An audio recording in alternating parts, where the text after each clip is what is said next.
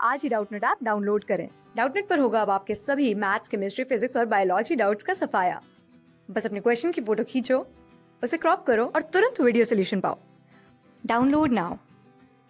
सवाल यहाँ पे कह रहा है mechanical support, enzyme circulation, protein synthesis and detoxification of drugs are the function of. यानी कि हमें यहाँ पे 4 फंक्शंस दे रखे हैं, हमें बात करनी है जो नीचे हमें ऑर्गेनलीज दी गई हैं, इसमें से चारों फंक्शन हमारे किस ऑर्गेनली के द्वारा परफॉर्म किए जाते हैं, हमें उसके बारे में बात करनी है। कौन कौन से दे रखे हैं? देखिए, मैकेनिकल सपोर्ट है, एंजाइम सर्कुलेशन है, प्रोटीन सिंथेसिस है, साथ ही साथ में डिटॉक्सिफिकेशन ऑफ ड्रग्स है। ये 4 फंक्शन हमें दे रखे हैं। आइए जरा देख लेते हैं कौन कौन सी ऑर्गेनली पहले हमें दे रखी है। देखिए, सबसे पहले क्लोरोप्लास्ट के बारे में बात करता हूँ। अगर मैं क्लोरोप्लास्ट के बारे में बात कर रहा हूँ तो ये बेसिकली हमारी क्या है, एक सेल ऑर्गेनली ही होती है, जो कि हमें किसके अंदर देखने को मिलती है? ये हमें देखने को मिलती है प्लांट सेल के अंदर। ठीक है, प्लांट सेल बेसिकली क्या होते हैं? हमारे यूकैरियोटिक सेल्स ही होते हैं। देखिए, अगर मैं बात करूं यहाँ पे जो हमारी ऑर्गेनलीज होती हैं मेम्ब्रेन बाउंड, वो हमें यूकैरियोटिक सेल्स के अंदर ही देखने को मिलती हैं, उनका ही कैरेक्टरिस्टिक होती हैं, प्रोकैरियोटिक के अंदर देखने को नहीं मिलती हैं। जो क्लोरोप्लास्ट होता है वो यूकैरियोटिक सेल्स के अंदर, पर्टिकुलरली प्लांट सेल के अंदर हमें देखने को मिलता है, और हमारी जो एल्गीज होती हैं उनके अंदर देखने को मिलता है। देखिए, क्लोरोप्लास्ट का जो प्राइम फंक्शन होता है वो परफॉर्म करवाना होता है फोटोसिंथेसिस को। क्यों? क्योंकि इसके अंदर एक पिगमेंट प्रेजेंट होता है जिसको बोलते हैं क्लोरोफिल, जो कि हमारे प्लांट्स को अनेबल करता है ताकि वो लाइट को यूज करते हैं अपना खाना खुद बना सकें। ठीक है, तो क्लोरोप्लास्ट का यहाँ पे मेन काम फोटोसिंथेसिस से रिलेटेड होता है। देखिए, ऑप्शन ए के बारे में समझते हैं जरा, जिसको बोला गया है डिक्ट्यूजोम्स। अगर मैं डिक्ट्यूजोम्स के बारे में बात कर रहा हूं तो ये बेसिकली क्या होते हैं? फ्लैट मेम्ब्रेन बाउंड हमारे क्या होते हैं? स्ट्रक्चर्स होते हैं, जो कि एक साथ मिल जाते हैं और हमारे क्या बनाते हैं? ये बनाते हैं हमारी गोल्गी बॉडीज को। ठीक है, देखिए, गोल्गी बॉडीज का जो प्राइमरी फंक्शन होता है वो किस चीज के लिए होता है? गोल्गी बॉडी का फंक्शन होता है ट्रांसपोर्ट करने का। ठीक है, ट्रांसपोर्ट हो गया, हमारी पैकेजिंग हो गई। ठीक है, तो हमारे ट्रांसपोर्ट और जो पैकेजिंग की जाती है हमारी किसकी की जाती है? अब जरा देखिए, प्रोटीन्स की, पर्टिकुलरली प्रोटीन्स की बात करते हैं हम। ठीक है, यहाँ पे तो प्रोटीन्स के लिए जो ट्रांसपोर्ट किया जाएगा, देखिए होता क्या है, प्रोटीन कहाँ पे बनता है? साइटोप्लाज्म में बनता है। लेकिन होगा क्या, अगर इस प्रोटीन का फंक्शन या फिर इसका इफेक्ट जो है हमें वो किसी एक दूसरी जगह पे दिखाना है, ये बना है यहाँ पे और इसको यहाँ पे इफेक्ट दिखाना है, तो इसके अंदर इसको ट्रांसपोर्ट करने का जो काम होता है उसमें हमारे जो गोल्जी बॉडीज होती हैं वो काफी ज्यादा अहम रोल जो है वो प्ले करती हैं। अब बात कर लेते हैं जरा सी ऑप्शन के बारे में, जो कि है हमारा राइबोसोम्स। देखिए, अगर मैं राइबोसोम्स के बारे में बात कर रहा हूँ, राइबोसोम्स कैसे होते हैं? ये होते हैं हमारे मेम्ब्रेन लेस। ठीक है ना, हाँ जी, इनके ऊपर हमें मेम्ब्रेन देखने को नहीं मिलती है, तो ये बेसिकली हमारे मेम्ब्रेन लेस ऑर्गेनलीज, या फिर हम इनको पर्टिकुलरली एज सच ऑर्गेनली बोलते हैं, हमारे ग्रैनुलर स्ट्रक्चर होते हैं। ठीक है, ये ग्रैनुलर स्ट्रक्चर होते हैं हमारे कुछ इस प्रकार के, और ये हमें दोनों के अंदर देखने को मिलते हैं। हाँ जी, as well as prokaryote and eukaryote. जो दोनों सेल्स हो गए प्रोकैरियोट के एग्जांपल, जैसे कि बैक्टीरिया, तो बैक्टीरिया और प्लांट सेल और एनिमल सेल दोनों के ही अंदर हमें ये देखने को मिलेंगे क्या?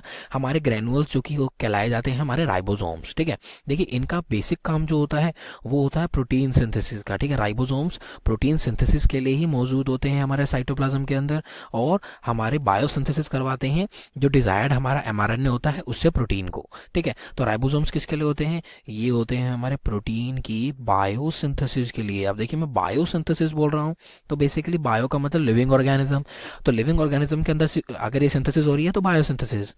अब देखिए, यहाँ पे एक चौथी ऑर्गेनली है जिसको दिया गया है ईआर। अब जरा ईआर को समझते हैं, बेसिकली क्या होती है। देखिए, ईआर जो होती है उसका पूरा नाम होता है एंडोप्लाज्मिक रेटिकुलम। अब जरा इसके बारे में समझते हैं। देखिए, जो एंडोप्लाज्मिक रेटिकुलम होता है ये 2 टाइप का होता है हमारा, एक होता है रफ एंडोप्लाज्मिक रेटिकुलम और दूसरा होता है हमारा स्मूथ एंडोप्लाज्मिक रेटिकुलम। अब देखिए, ऐसा डिफरेंस क्यों? जो एंडोप्लाज्मिक रेटिकुलम है पर्टिकुलरली क्या होता है, एक हमारा मेम्ब्रेन बाउंड ऑर्गेनली होती है। ठीक है, तो रफ एंडोप्लाज्मिक क्या होता है, जब हमारे एंडोप्लाज्मिक रेटिकुलम की वॉल्स के ऊपर राइबोसोम्स, जो कि ग्रेनुलर कंटेंट होता है, बात करिए हमने अभी, वो अटैच होगा तो वो रफ एंडोप्लाज्मिक रेटिकुलम होगा, और जो स्मूथ होगा उसके ऊपर हमें राइबोसोम्स जो है वो देखने को नहीं मिलेंगे। ठीक है, इमेज के सारे क्लियर करवाने की कोशिश करता हूं। देख सकते हैं हमारा यहाँ पे क्या लिखा हुआ है, smooth endoplasmic reticulum and rough endoplasmic reticulum. अगर आप रफ पे देखेंगे तो राइबोसोम जो है वो अटैच्ड आपको दिख जाएंगे, लेकिन स्मूथ एंडोप्लाज्मिक रेटिकुलम पे जो राइबोसोम्स हैं वो अटैच्ड नहीं है। ठीक है, तो इसी इनकी वॉल के कैरेक्टरिस्टिक की वजह से इनका नाम आया है। अब जरा फंक्शंस के बारे में समझते हैं। देखिए, रफ के फंक्शंस को समझाऊं सबसे पहले। देखिए, रफ का फंक्शन क्या होता है, प्रोटीन की बायोसिंथेसिस करवाने में। क्यों बताइए आप? तो देखिए, जैसे कि अभी ही हमने ऊपर बात करी, प्रोटीन की बायोसिंथेसिस कौन करवाता है? राइबोसोम्स। राइबोसोम्स किससे अटैच है? रफ एंडोप्लाज्मिक रेटिकुलम से। तो रफ एंडोप्लाज्मिक का रोल क्या हुआ? ये हमारे प्रोटीन की बायोसिंथेसिस करवाता है। जरा स्मूथ पे चलते हैं। देखिए, स्मूथ के बारे में बात करूं तो हमारी बॉडी के अंदर जो लिपिड्स और जो स्टेरॉइड्स होते हैं, इनको बनाने का काम किसका होता है? हमारे स्मूथ एंडोप्लाज्मिक रेटिकुलम का काम होता है।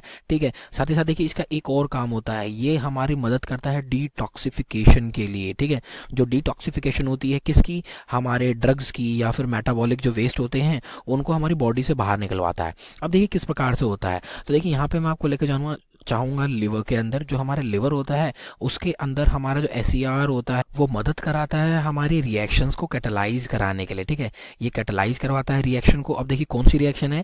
जहाँ पे हमारे ये जो ड्रग्स होते हैं या फिर अगर मैं बात करूँ जो भी हमारे मेटाबॉलिक वेस्ट होते हैं, ये किसके अंदर चेंज हो जाते हैं? ये चेंज हो जाते हैं वाटर सोल्यूबल कंपाउंड्स के अंदर। ठीक है, यानी कि अब ये कैसे हो चुके हैं? नॉन हार्मफुल हो चुके हैं। ठीक है, देखिए मैं यहाँ पे लिख देता हूँ, ये कैसे हो चुके हैं? ये हो चुके हैं नॉन हार्मफुल। ठीक है, और फिर इनको बॉडी से एलिमिनेट कर दिया जाएगा। तो एसईआर का काम किसके अंदर होता है?